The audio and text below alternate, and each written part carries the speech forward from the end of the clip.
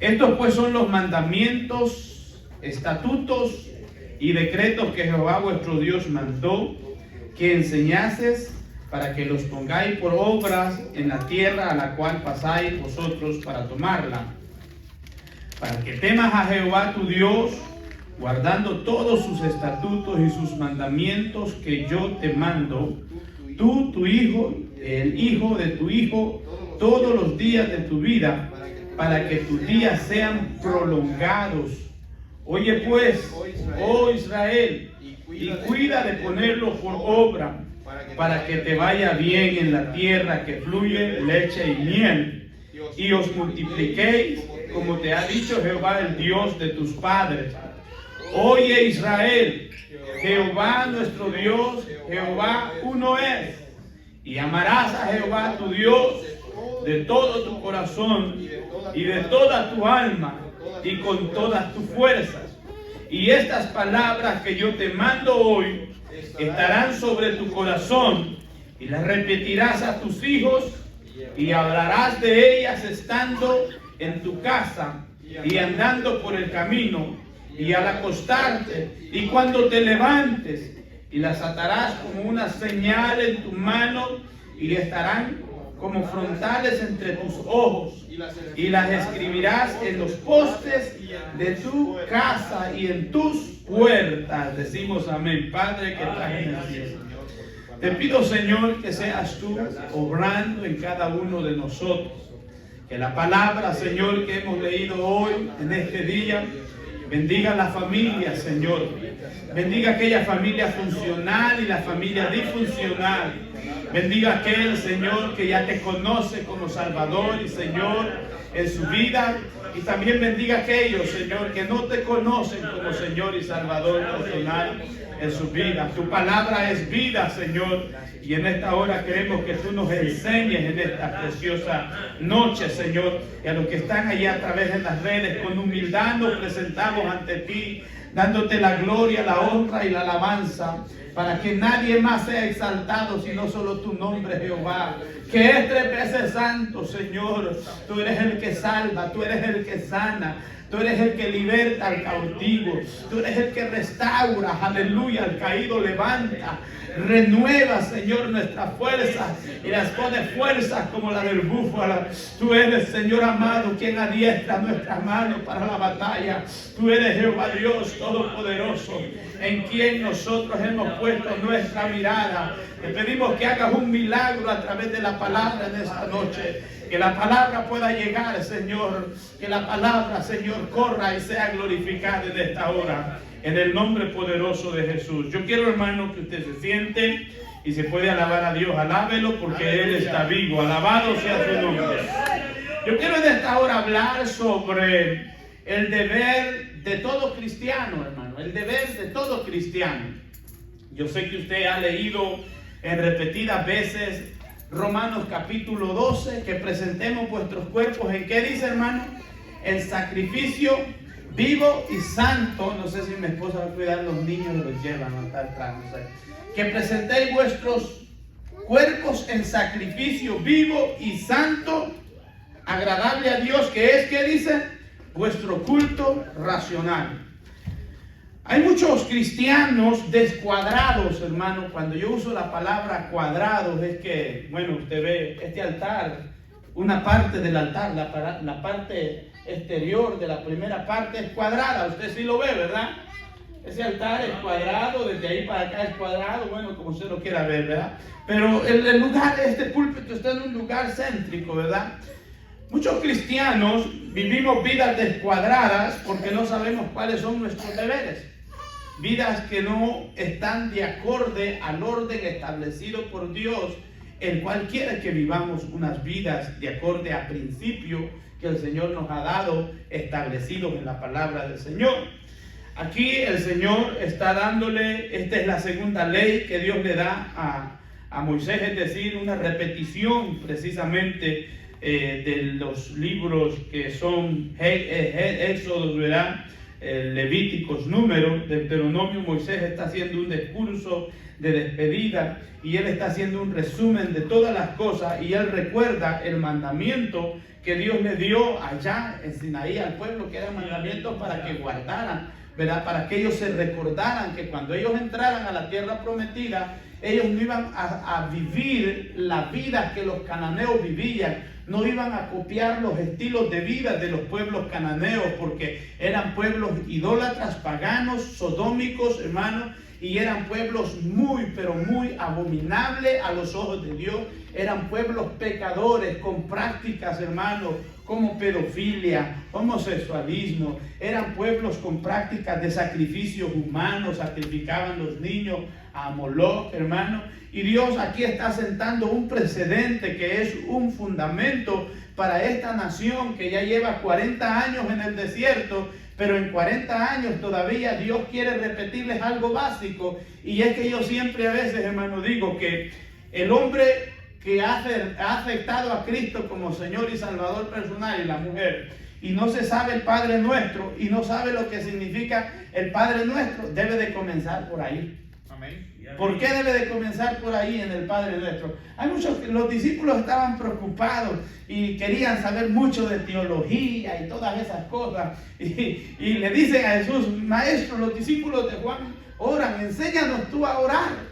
Y se acerca a Jesús a sus discípulos y les dice: cuando oren, ustedes van a orar no como los hipócritas que adoran el orar en público para que la gente les diga: wow, ¿cómo ora? Sino que vosotros oraréis así y le diréis: Padre nuestro que estás en los cielos. Y dice: santificado sea tu nombre. Y allí empieza a hacer una relación personal entre el que está orando y Dios, porque dice: venga a nosotros, ¿qué? Tu reino, y hágase tu voluntad. Parece que el Padre Nuestro es algo, hermano, que lo asociamos con la rezadora del catolicismo, pero el Padre Nuestro es lo más profundo que existe, hermano. El Padre Nuestro es lo más, para mí es el texto más teológico en cuanto a lo que es la doctrina de la salvación. ¿Por qué? En primer lugar, Dios quiere que nosotros entendamos cuáles son nuestros deberes, y en el Padre Nuestro el Señor dice: hágase tu voluntad. Muchos cristianos que viven vidas descuadradas es porque están fuera de la voluntad de Dios. ¿Ven? Cuando uno está fuera de la voluntad de Dios, es que nada sale bien. Pero cuando uno está dentro de la voluntad de Dios, todo funciona como debe de funcionar. Nosotros tenemos parámetros establecidos por Dios que son la palabra de Dios. A estos 66 libros de la Biblia se le conoce como la palabra de Dios, que fue inspirada por el Espíritu Santo, revelada a hombres de Dios, por cuyo medio vino la revelación de Dios, pero inspirada no por mente o conocimiento humano o capacidad humana, sino que vino por inspiración de Dios. Y a esto nosotros la conocemos como la palabra de Dios, cuyas verdades son completas e infalibles. No hay equivocación en la palabra de Dios. Ahora, cuando nosotros miramos que nosotros tenemos deberes, la sociedad entera se rige por deberes. Si usted quiere tener dinero, ¿qué tiene que hacer? ¿Robar un banco o trabajar? Si usted quiere ir al cielo, ¿qué tiene que hacer? ¿Ser cristiano o mundano? Entonces conocemos los conceptos tan sencillos, ¿verdad? Pero para eso hay que entender cuál es el cuadro de la voluntad de Dios en cuya presencia nosotros estamos. Por ejemplo, el Señor le dice aquí a nosotros a través de este capítulo que hemos leído, les dice: estos pues son los mandamientos. ¿Qué son mandamientos? ¿Algunos de ustedes reciben mandamientos todas las mañanas cuando va a trabajar o a estudiar? Cuando la campana suena en la escuela, los niños que tienen que ir, es un mandamiento. La campana le hace, ¿cómo le hace la campana o el timbre? Pues ya no hay campana, es timbre, ¿verdad? Cuando el timbre suena, ¿qué quiere decir eso? Todo el mundo a cuarto de clase, ¿verdad? Y cuando el timbre suena, todo el mundo a su recreo. El timbre vuelve a sonar y todo el mundo a clase. El timbre vuelve a sonar, todo el mundo a lunch. Y esas son reglas que están En la escuela, por ejemplo, igual en el trabajo, te dan que una tarjeta para que ponche, 15 minutos de break, después a los 15 minutos regrese a trabajar, le dan media hora de lunch, después de la media hora de lunch regrese usted a trabajar. ¿Y esas son qué? Son reglas, son mandamientos, son hermanos, estatutos de obligación, cumplimiento. Usted lo ponen a trabajar, le dan tareas, usted tiene que producir, ¿verdad? El deber de usted es que usted produzca, que saque el trabajo para el cual usted ha sido contratado. Entonces, ¿cuántos de aquí se sienten que han sido contratados por Dios para llevar a cabo una misión? Usted sabe que al usted aceptar al Señor, Dios no lo salvó para que esas sillas se rompan con usted tanto estar sentado allí. Dios no lo salvó para eso. Dios lo salvó con un propósito. Y ese propósito, ¿cuál es el propósito de Dios entonces? Que nosotros conozcamos cuáles son nuestros deberes. Jesús, rechazando al pueblo incrédulo que le predicó en Juan 5:39, ¿qué les dice, hermano? Jesús les dice, ¿qué les dijo? Escudriñad las escrituras, porque a vosotros os parece que en ellas tenéis que... ¿Y qué le dijo? Y ellas son las que hablan de mí, dan testimonio de mí. El problema de ustedes es que no las quieren oír porque saben que están en tinieblas y no venís a la luz para que vuestras obras no sean, ¿qué? Descubiertas. El deber primero del cristiano, hermano, el primer deber de todo cristiano es, oiga bien, una vez recibió a Cristo como Señor y Salvador, lea la palabra de Dios y conózcala. ¿Cuántos leen la Biblia, hermano? Aleluya. Ahora preguntémoslos cuántos no la leen, digamos nada, hermano. Hay mucha gente irresponsable, hermano, hoy en día, que no leen la Biblia para nada. Y como no leen la Biblia, no conocen cuáles son las reglas, ¿verdad? Por ejemplo, yo soy bueno para jugar fútbol, o soccer, o balompié, y conozco las reglas, manos, saque, tiro de esquina y todo eso. Pero yo no sé cómo es el juego de pelota, el béisbol, no sé cuáles son las reglas, no conozco las reglas del béisbol, no las conozco. Por eso si alguien me pone a jugar béisbol, primero yo tengo que aprender las reglas del juego. ¿Para qué, hermano? Porque si me tiran esa pelota, yo sé que le voy a dar con el bate. Y yo sé que voy a correr.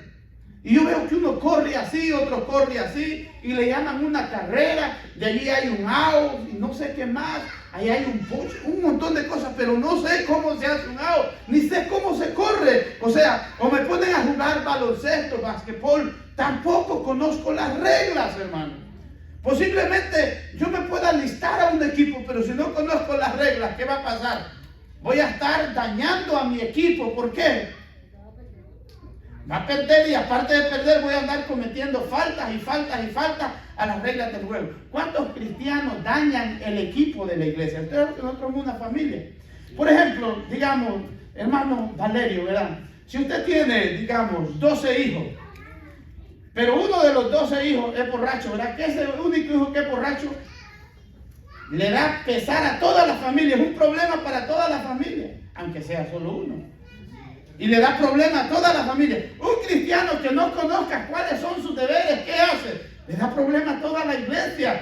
Y la iglesia no crece. ¿Por qué no crece la iglesia? Cuando hay alguien, porque hay alguien que está rompiendo las reglas del juego. Por ejemplo, los mandamientos no es para que tú te los aprendas de memoria, es para que los guardes. Porque hay muchos que decimos, no, pues yo los mandamientos, gracias a Dios me los sé desde que nací. No, hermano. El problema no es que tú los memorices, el problema es que tú los guardes y los practiques. Ese es el deber. Conozca usted la palabra de Dios. Imagínese las reglas del juego. ¿Para qué son las reglas, hermano, en un juego? ¿Para qué? Y para que haya un orden y la competencia sea, ¿verdad?, igual, equitativa para los dos bandos. El diablo tiene reglas allá afuera. ¿Cuáles son las reglas que tiene el diablo para el impío? La primera regla es, no te hagas cristiano, porque esos cristianos son hipócritas. Eso le dice el diablo al perdido. Lo otro que le dice el diablo allá afuera, no te hagas cristiano, porque las cosas de Dios son serias. ¿Cuántos de nosotros pensábamos así, hermano? ¿Cuántos de ustedes de verdad lucharon para entregarle su vida a Cristo, hermano? Gloria a Dios. Sí, amén. No te hagas cristiano porque ya no vas a poder tomar, ya no vas a poder bailar, le dice el diablo.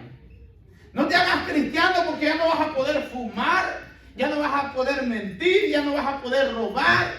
Y el diablo le empieza a poner las reglas allá afuera. Las reglas es, ve a la iglesia, pero no te comprometas con Dios. Entonces aquí Dios nos dice a nosotros que nosotros tenemos deberes, el primer deber es que conocer la palabra de Dios. ¿Y cómo se conoce la palabra de Dios, hermano? Leyéndola. Si usted no lee la Biblia, ¿cómo usted va a aprender y va a saber cuáles son las reglas que Dios nos ha dado? Verá que solo leyendo la palabra de Dios es que uno conoce cuáles son las reglas. Por ejemplo, dice, guardando los mandamientos y estatutos y decretos. ¿Usted sabe lo que es un estatuto y un decreto, hermano? Es un sello, es una marca, que si está el sello ahí hay que hacerlo, porque quien puso ese sello tiene autoridad. Quien puso esos límites tiene autoridad, y los límites están puestos con un propósito. Por ejemplo, ¿por qué existen los límites de velocidad en las carreteras? ¿Por qué? ¿Cuál es el propósito de los límites en las carreteras donde usted y yo manejamos, conducimos? ¿Cuál es el propósito de esos signs que no respetamos del speed limit? ¿Cuál es el propósito? Para no causar accidentes. Para no causar accidentes, ¿qué más? Para salvar vidas. ¿No le parece? El único propósito del speed limit en las carreteras es salvar vidas. Entonces, el mandamiento que Dios tiene aquí para el ser humano, ¿cuál es el propósito? También es de salvar vidas. ¿De qué? Del infierno. En la carretera es de que usted se salve de la muerte. Pero esto es para que usted se salve de pasar una condenación en el infierno eterno. ¿Usted le parece poco eso? Yo recuerdo en 1999, hermano, había un evangelista americano haciendo una campaña. Y yo recuerdo que yo fui, no sé quién me llevó a esa campaña, pero pusieron, hermano, la película del infierno, 1999. Y recuerdo que al solo que terminó la película del infierno, pusieron una alabanza que decía, pecador, ven al dulce Jesús. Pero yo era un niño y yo decía, no, yo todavía estoy niño, no puedo. Pero aquello me jalaba, me llevaba. Y feliz para siempre serás. Y yo, hermano, desde ese entonces el helicóptero allí buscando a los perdidos. Y yo, esa película se me grabó y nunca más pude ser feliz de ahí hasta que acepté a Cristo un año más tarde, hermano. Pude ser feliz. Y cuando yo vi esa película del infierno, hermano, es que yo en la noche era una pesadilla. Y hoy en día la gente le dice, ¿infierno? Ah, sí. Como nada. Como que si el infierno ya no existiera, que solo existía antes. El infierno es real, es verídico, y cualquiera de nosotros puede llegar ahí este mismo día, esta misma noche, en este mismo momento. Cualquiera de nosotros, de los que estamos aquí, de los que están viéndonos, puede llegar al infierno. ¿Por qué y cómo? Viole los mandamientos, decretos y estatutos de Dios, y usted es un candidato para estar en el infierno, no por 100 años ni por 1000 años, no, por toda una eternidad. Sí, amén. Sí, La palabra infierno hoy, lo está relacionado con juego. Mire, hoy en día hemos hermano, quizás hecho algo tan efímero, sin significancia, lo que es el infierno. Pero el infierno es algo real. Entonces, los mandamientos son para salvar vidas del infierno y para que nosotros conozcamos quién es Dios. A través de guardar los mandamientos es que nosotros podemos llegar a conocer a Dios, porque el apóstol Santiago nos dice en su carta, acercaos a Dios y Dios se acercará. ¿A quién? Resistí al diablo y el diablo ¿qué? Pero si nosotros somos amigos con el diablo, un ejemplo, Kevin, Justin, venga los dos.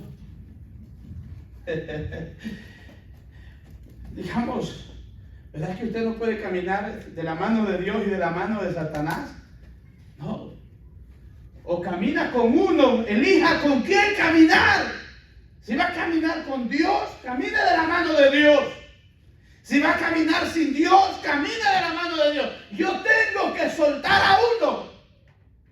Yo tengo que elegir a uno con quién caminar. ¿Con Dios o sin Dios? Pero no puedo caminar con el bien y el mal así. No. Tengo que, ¿qué? Gracias. Ustedes los dos son buenos. Yo tengo que elegir. ¿Por qué yo tengo que elegir? Porque no hay paso neutral entre el diablo y Dios. El ateo dice, pues yo no creo en nada. Pues el ateo cree más en Dios. Y por ser un rebelde y desobediente, va a ocupar la parte que muchos cristianos, pecadores, hermanos, que estuvieron en la iglesia, pero nunca guardaron los mandamientos y estatutos, van a estar también en el infierno. Es decir, de las bancas de la iglesia, usted puede ir. ¿Quién era Judas?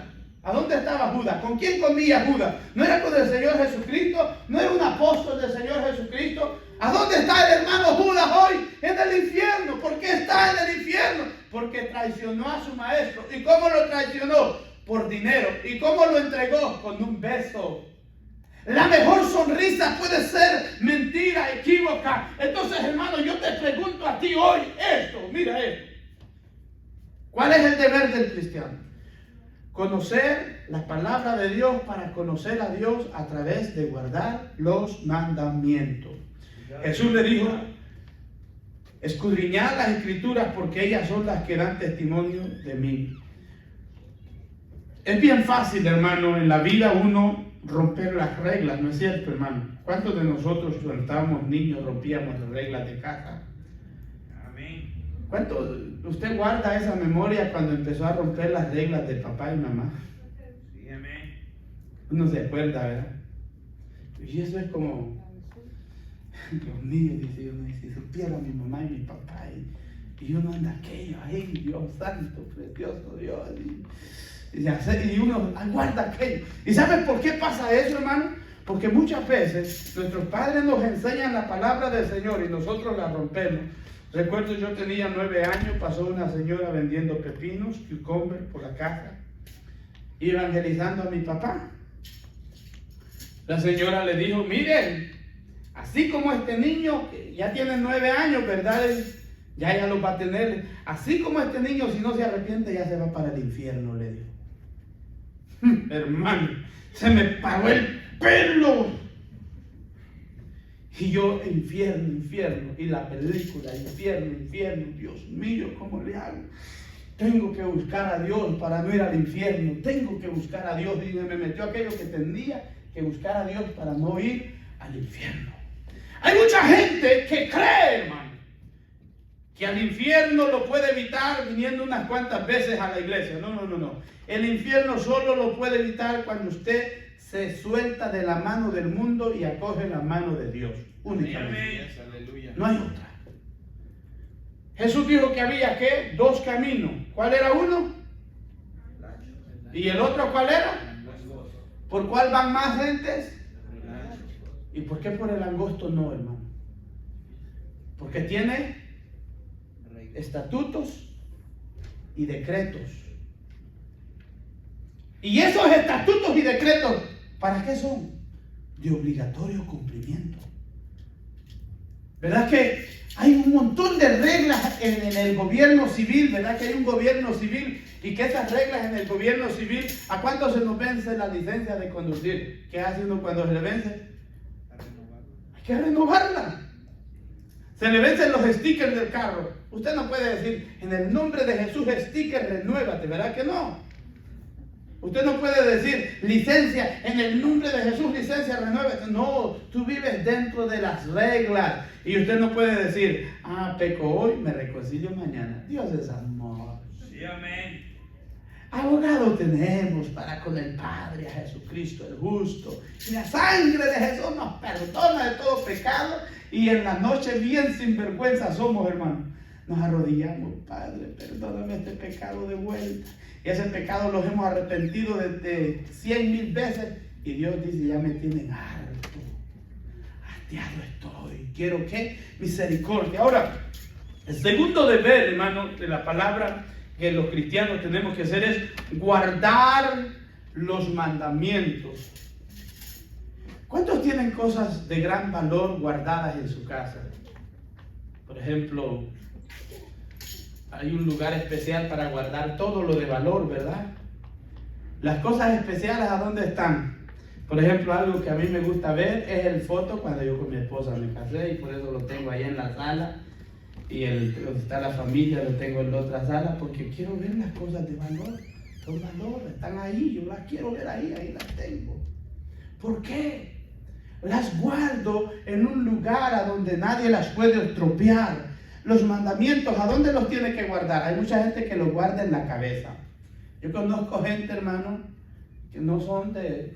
Hay unas misiones cristianas que son diferentes a nosotros, pentecostales, que le dan a la gente que se memoricen toda la Biblia. Y son buenos para decir salmos enteros. Yo recuerdo una vez en una vigilia, hermano, estábamos en una vigilia, había un hermanito que acababa de venir allá y dijo, voy a pasar, dijo, para decir un texto bíblico. Y empieza, hermano, ese hermano sin mentirles, se sabía la mitad del Salmo 119. ¿Usted sabe cuál es el Salmo 119?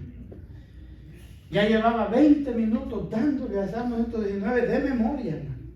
Hasta ahí me lo sé porque quiero decir un proverbio, se dijo todo el capítulo 3 del proverbio, hermano, de memoria. El problema es que él trabajaba conmigo y nada de lo que él se sabía de memoria lo practicaba. Era malcriado, era como un sapo. ¿Usted sabe qué es el sapo? Que lo toca y se hincha. Está enojado el sapo, listo para echar leche. Ese es el sapo. Pues ese hermano se sabía toda la Biblia, pero era como un sapo, hermano. Algo le decían y no le gustaba y estaba bien trompudo, dijeron por ahí. Enojado, enfogonado, enfurecido, hermano. Entonces, ¿de qué sirve que se supiera tanta Biblia de memoria? ¿A dónde tiene que guardar la palabra de Dios? Del corazón. ¿Por qué en el corazón? En el corazón solo hay un lugar especial. Yo siempre le digo a mi esposa, mire, en mi corazón está Dios, están mis hijos, está mi mamá, está usted y de ahí todos los demás. Así es. Mi mamá, mis hijos. ¿O no es así, hermano? Mi mamá, mis hijos, usted y de allí todos los demás. ¿Por qué tiene que ser así? Tu mamá es la que tiene el amor más puro, genuino y sincero, a prueba de fuego y a prueba de cualquier cosa. Tu mamá siempre te va a amar y tu mamá siempre te va a alcahuetear. Por eso es que uno la ama tanto, que son alcahuetas. El papá uno lo ama, pero no es como la mamá. Es que hay que ser sincero, hermano. Es que uno tiene el amor de papá también, pero la mamá... Ay, yo recuerdo mi mamá, déjalo vos, y mi papá no, es que te tiene que aprender.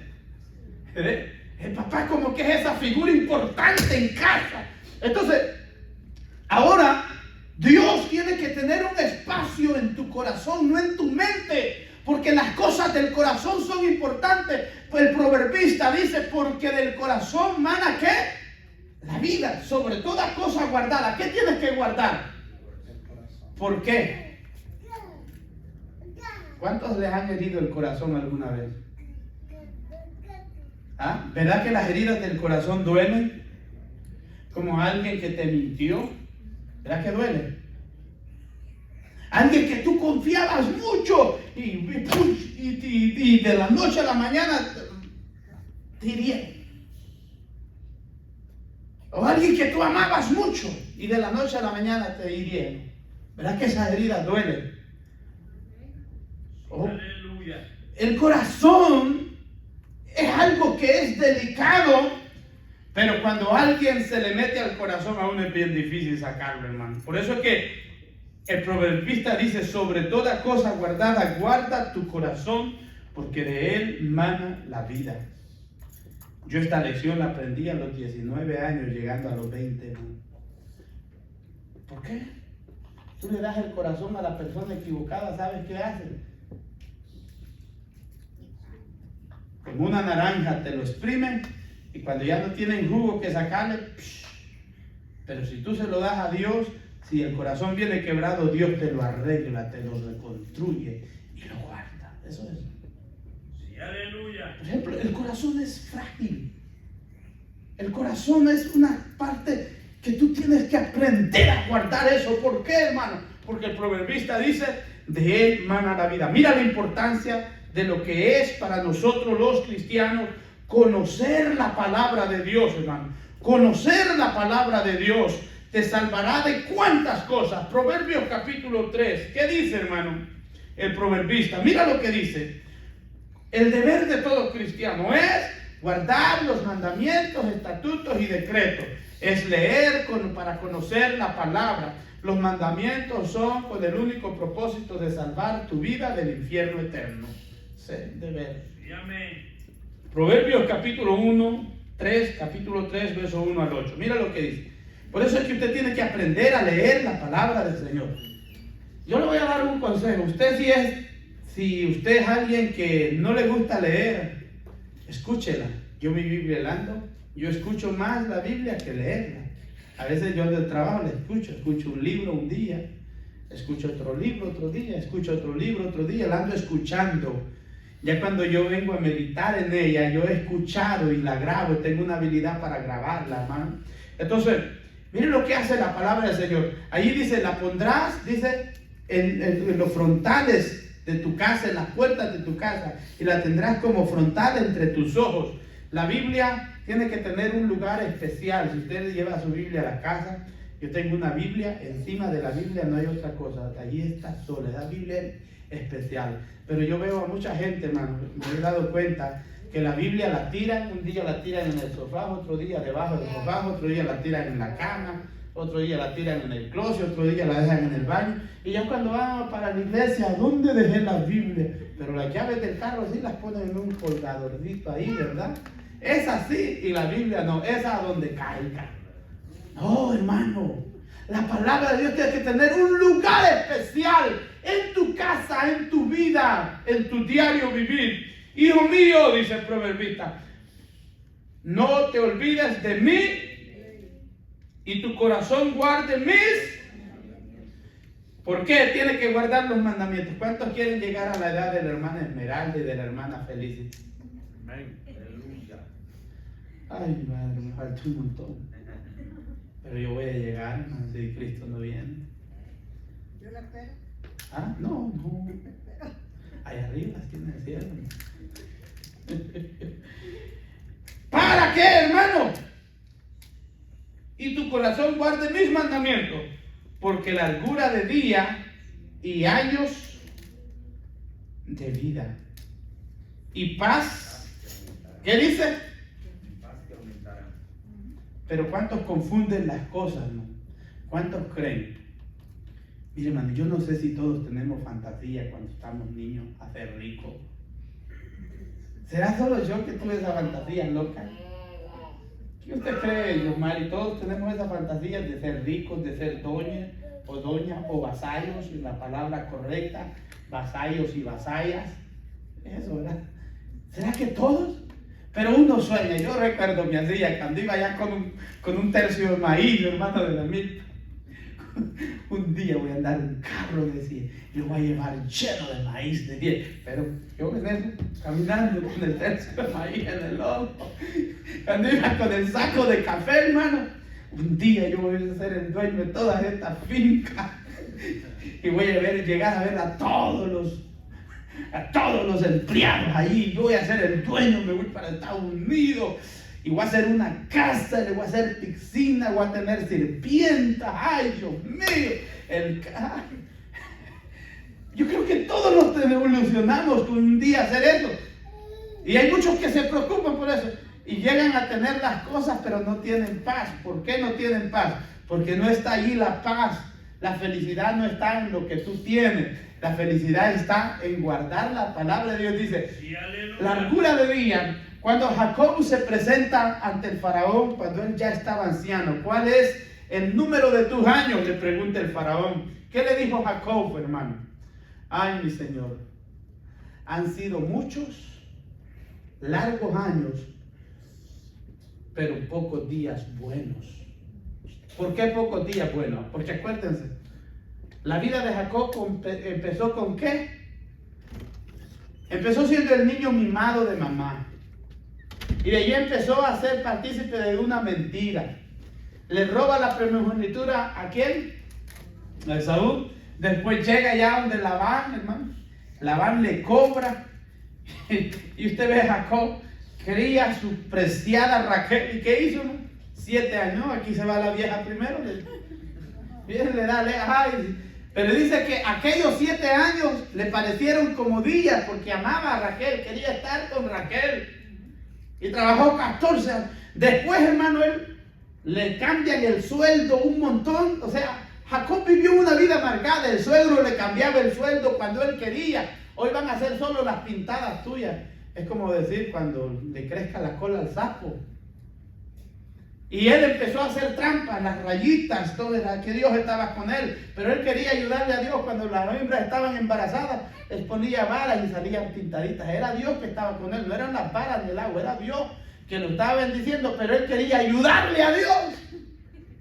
Y hay muchas veces que nosotros queremos ayudarle a Dios y por querer ayudarle a Dios nos metemos a unos problemas, hermano. Pregúnteme a mí, hermano. Aleluya. Por querer ayudarle a Dios. ¿Y qué hace Jacob? No, dice, me voy. ¿Y cómo salió? ¿Salió por la puerta de adelante o de atrás de la casa de su suegro Labán? Por la puerta de atrás de escondida. Y para colmo lo persigue. Y su amada Raquel, mire, su amadita Raquel, ¿qué hizo? Le robó el ídolo de su padre, el dios cananeo, a su padre. Y lo trajo y lo metió en la casa de Jacob. Y eso pervirtió a toda la familia de Jacob, hermano. Cuando Jacob llega, hermano, a Saúl con un gran miedo, con una temblorina, hermano, que llegó, dijo que mate a las mujeres, yo me voy atrás, váyanse ustedes adelante. La vida de Jacob estuvo marcada por tantos accidentes, porque él no entendía que él era parte de una promesa, de una bendición. Y él dijo, ahora llega Siquem, los hijos se meten en problemas, tiene que acampar y irse. Y él llega, tiene una pelea con Dios. Ya al final de su día, él entendió la lección. Y cuando él entendió la lección, Dios le cambió el nombre. ¿Y cómo le puso? Israel, padre de multitudes, ¿verdad? Entonces, pero la vida de Jacob fue una vida, hermano, muy descuadrada. ¿Pero por qué? Porque él, hermano, no estaba entendiendo que era portador de una promesa y que la bendición se iba a cumplir en él sin él ayudarle a Dios. ¿Cuántas veces nosotros queremos ayudarle a Dios? No se puede, hermano, ayudarle a Dios. Usted tiene que esperar en el Señor. Ahora, dice el verso 3 del capítulo, dice el verso 3 del capítulo 3 del Proverbio: nunca se aparte de ti la misericordia y la verdad. Átalas a tu cuello, escríbela en las tablas de tu corazón y hallarás gracia, dice, y buena opinión. Hay mucha gente que quiere caerle bien a todo el mundo y hace hasta lo imposible. Yo he visto jóvenes, hermanos, que para caer bien y encajar bien en el clan hacen cosas raras, hermano. Por ejemplo, para andar dentro del clan y ser populares dentro de los jóvenes, empiezan a hablar como los otros jóvenes. Yo recuerdo hace unos años atrás, un muchacho, hermano, lo vi no me había visto, pero estaba con los amigos y estaba hablando obscenidades así como hablaban los demás.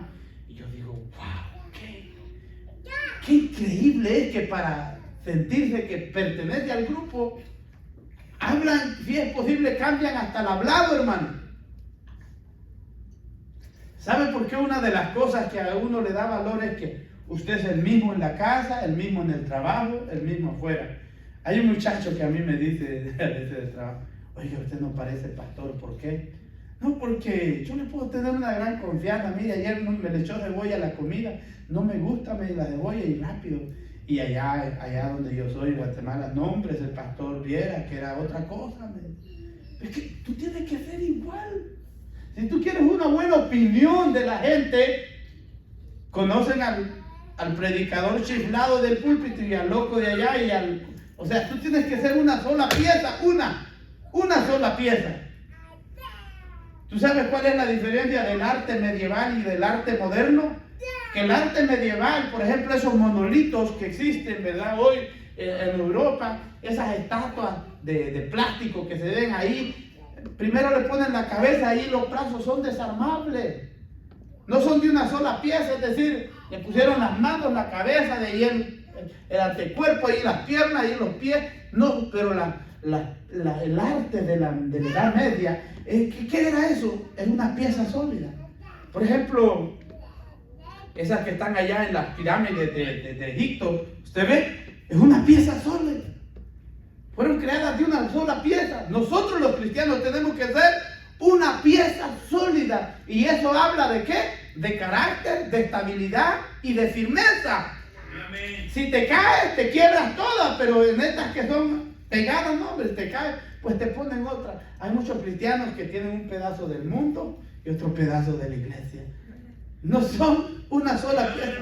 Tienen una cosa es el trabajo, otra cosa es la casa y otra cosa es la iglesia. Como yo le dije a alguien por ahí el otro día. ¿Con quién estoy hablando hoy? Estoy hablando con la chica de la casa, con la chica de la escuela o con la chica de la iglesia. Dígame con quién quiere que hable. ¿Cómo así? Por eso dígame. ¿Usted quiere que hable con la de la escuela? ¿Con la de la casa? ¿O con la de la iglesia? Porque es que a veces, hermanos, nosotros adquirimos actitudes y comportamientos frente a la iglesia, aparentamos piedad, y eso lo dijo el apóstol Pablo, ¿verdad? Judas, la carta de Judas, dijo que se iban a vestir ¿de qué? De piedad. Pero allá afuera son otros. Entonces nosotros los cristianos, ¿qué tenemos que hacer? Una pieza sólida, única, hermano. Que lo que somos aquí lo puede hacer allá. Por ejemplo, yo escuché un mensaje del hermano David Wickerson, un gran hombre de Dios americano, murió en el 2011. Dice que una vez un pastor, una pastora, estaban dos pastoras sentadas, y dice que el predicador que estaba predicando con euforia, y dice que le dice la esposa, la otra pastora a la esposa del predicador, wow, dice que le dijo, ¿qué se siente tener como esposo a un hombre de Dios como ese que está? Y dice que le contestó el esposo, no, yo a ese hombre no lo conozco, yo conozco a otro. ¿Cómo? No, a ese que está ahí no lo conozco, ese es el de la iglesia. El de la casa es grosero, es malcriado, es obsceno. El de la casa, dice, es el diablo mismo. Ese sí, por eso vengo a la iglesia, porque me gusta ver, tal vez un día él es lo que dice ahí. ¿No? ¿Cuál es usted? ¿Cuántas personalidades tiene usted? ¿Es una pieza sólida, como la de la Edad Media, o es una pieza como la moderna? Un pedazo de carey, otro pedazo de metal. Es como la estatua de Nabucodonosor, hermano, un montón de barro cocido, a hierro. La estatua que miró Nabucodonosor, ¿cómo era, hermano? La cabeza era de un lado, pectoral de otro, anticuerpo de otro, las piernas de otro, los dedos de otro. ¿Será que somos como eso? Tenemos un gran montón de... Yo no estoy hablando de biología, estoy hablando del carácter personal que como cristianos debemos de tener. Y dice, hallará gracia y buena opinión ante los ojos de Dios y de los hombres. Mateo capítulo 5, verso 16 también dice que nos portemos bien para que los hombres honren a Dios por nuestras buenas obras. Es decir, que el deber mío es presentar una pieza única, sólida. ¿Por qué? Porque, hermano, si yo hago un examen de lo que somos nosotros, yo siempre me pregunto esto, es decir, cuando Dios examina tu corazón, Dios te va a pesar en la balanza de su justicia y Él te va a hallar falso o te va a hallar fiel, te va a hallar justo o injusto. ¿Sabe cuál es el problema de nosotros los humanos? Es que cuando nosotros usamos nuestra propia justicia, hay alguien que no ame su propio cuerpo.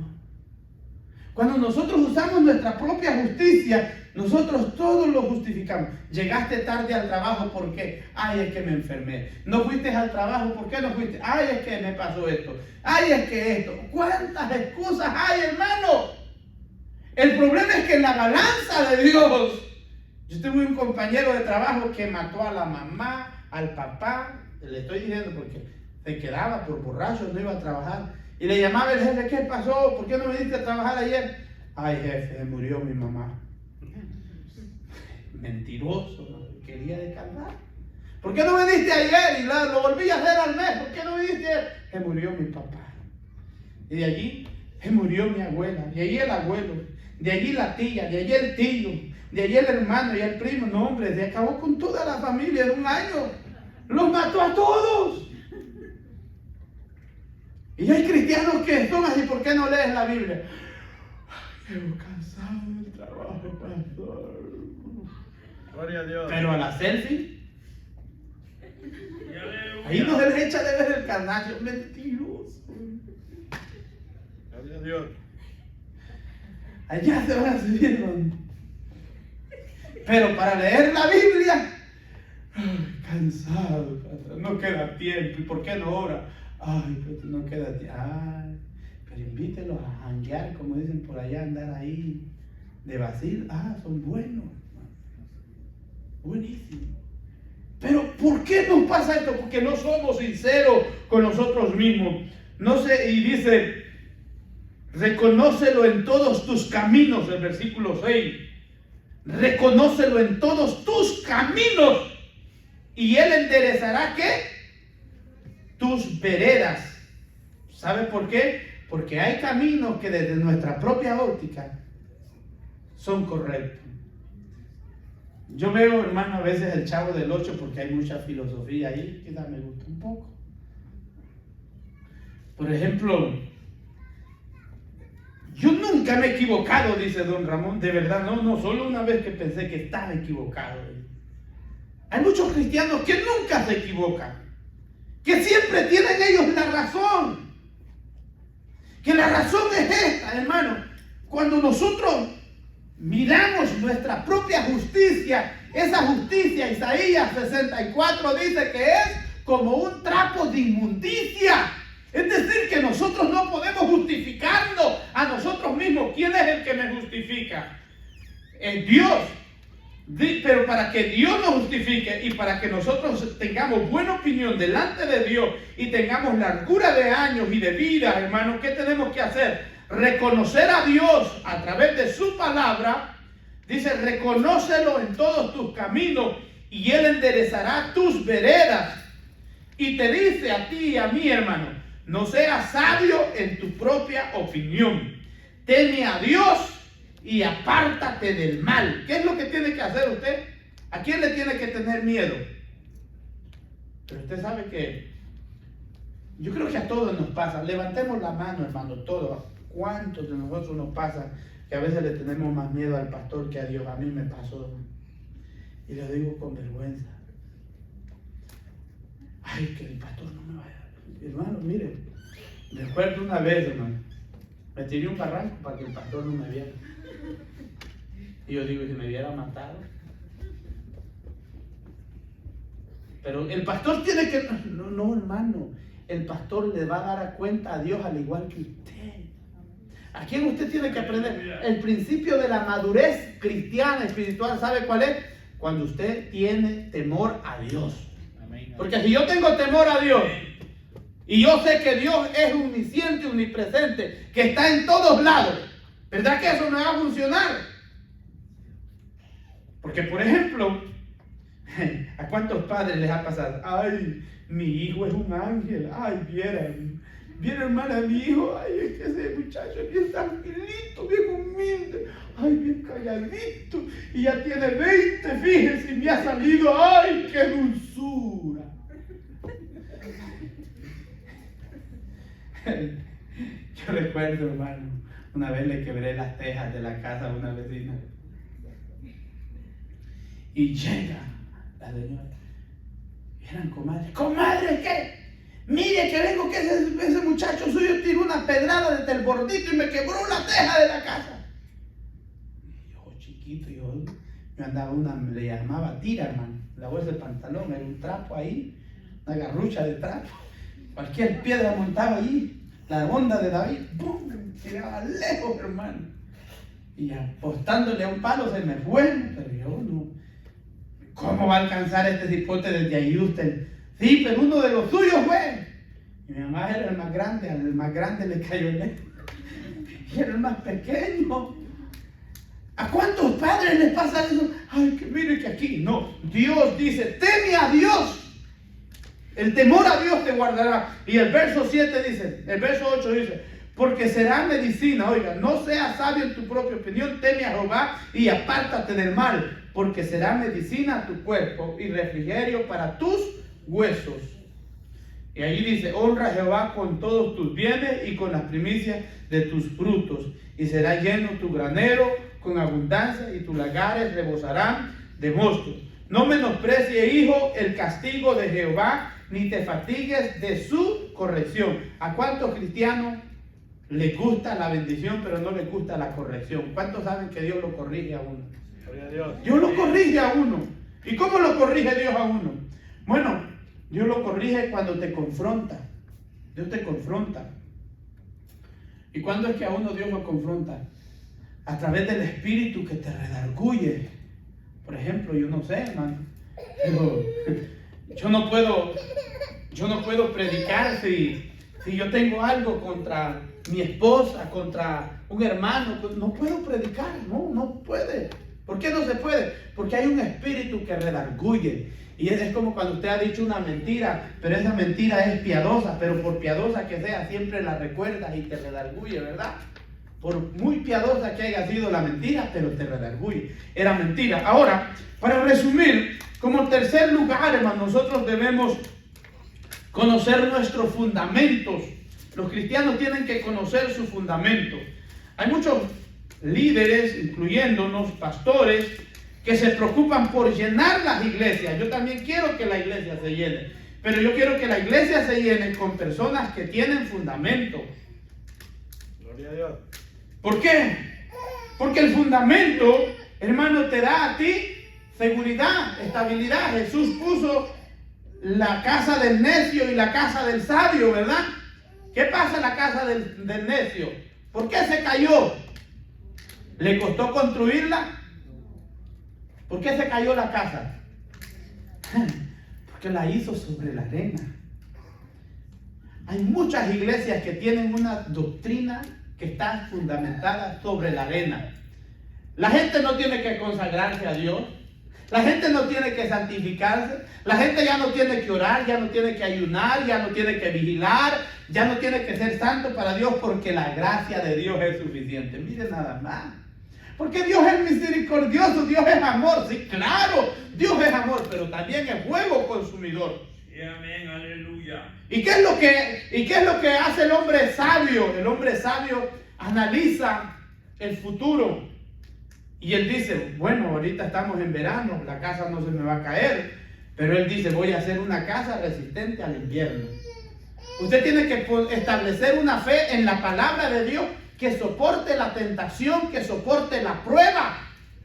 Pero si usted le viene una prueba, digamos que hay mucha gente, ¿usted sabe lo que son los vasos descartables? No sé, la otra vez yo fui a un lugar donde los vasos son de papel, que solo una vez usted los puede usar y ahí ya no lo puede volver, ¿verdad? Están en esas fuentecitas ahí. Pero son descartables, solo se pueden usar una vez. Hay cristianos que tienen esa forma, hermano. Descartable, desechable. ¿Por qué? Porque nadie los puede amonestar porque se molestan. Y a veces el parámetro o el criterio que usan para decir que no se les puede amonestar, usan, hermana, ¿cuántos años usted dijo al Señor? Dijo 50. Pero verá que todavía se les puede amonestar y corregir. Pero si usted viene, no, mire, yo tengo 50 años de servida, Señor, y a mí nadie me puede decir nada. Esa actitud es errada, ¿verdad? Está errada. Ay, no, y el criterio que se usa es que respeta las canas del anciano. Ajá, pero si el anciano es perverso, ¿cómo yo lo voy a respetar? ¿Ah? Aleluya. Los criterios que tenemos que usar nosotros, hermanos, para establecer, hermano, lo que es el fundamento. El apóstol Pablo dice en 1 Corintios 3:11, ninguno puede edificar sobre otro fundamento que el que está establecido, que es Cristo. Y si sobre este fundamento, dice, edificaren oro, plata, piedras preciosas, hoja, hojarasca, heno, ¿qué dice? El fuego la probará. ¿A cuántos cristianos creen le llegó una prueba y creen que les están haciendo brujería? ¿Creen que los hermanos de la iglesia no los quieren? No, es una prueba. Y esas pruebas son las correcciones que Dios usa. Por ejemplo, ¿cuántos se han sentido vacíos, más vacíos alguna vez? Que aunque oren y ayunen, levanten las manos, no sienten nada. ¿Alguien le ha pasado eso? Es natural. ¿Por qué? ¿Por qué creen? Somos humanos. Somos humanos, pero hay un propósito en esos desiertos. Hay un propósito en esos desiertos. ¿Sabes cuál es el propósito? De que tú sepas que sin Dios no eres nada. Que tú te des cuenta que el sentido a la vida lo da Dios, lo da el Espíritu Santo. Porque hay mucha gente que no puede entender que la prueba es un proceso necesario. ¿Y por qué la prueba? Porque el invierno vino, dio contra la casa del necio. ¿Y qué hizo, hermano? Cayó porque estaba sobre la arena. Y después vino sobre el invierno la misma fuerza, el mismo tiempo, y dio contra la casa del sabio. ¿Por qué no cayó la casa? Porque tenía roca. ¿Y a dónde es más fácil construir? ¿Por qué, hermano? ¿Por qué a veces a nosotros nos dicen los santulones? Hoy ya no escucho eso, hermano. Pero aquí nos decían como título los santulones de Rigo, decían. Gloria a Dios que digan santulones. Pero peor es que digan los comelones, hermano. O que digan los metidos. No, ahí nos dicen los santulones. ¿Por qué, hermano? Es porque nosotros entendemos que el evangelio cuesta y al servir al Señor tiene que estar. Efesios 2:20 dice que nosotros debemos de estar sobre el fundamento de los apóstoles y profetas, siendo Jesucristo la principal, ¿qué? Piedra del ángulo. Piedra del ángulo. ¿Quién es la principal piedra sobre toda doctrina, sobre toda enseñanza? ¿Quién es la principal piedra, hermano?